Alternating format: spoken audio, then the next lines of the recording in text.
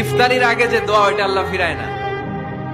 ইফতারি করার আগ মুহূর্তে আমরা যে পেঁয়াজু, আলুর চপ, বেগুনি, হ্যাঁ এগুলো খান আপনারা?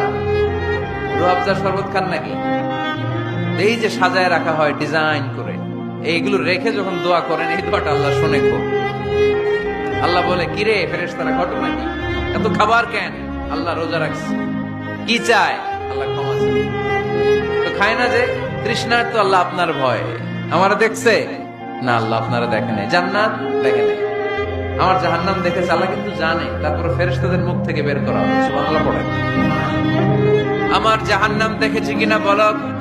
ফেরেশতারা বলে, না জাহান্নাম দেখে নাই। আমার জান্নাত দেখেছে কিনা বলো। জান্নাতও দেখে নাই, কিছুই দেখে নাই, আপনারও দেখে নাই। আল্লাহ এবার খুশি হয়ে যাবে। আমার খুশির জন্য, আমার ভয়ে তৃষ্ণার্ত ক্ষুধার্ত সামনে খাবার হাত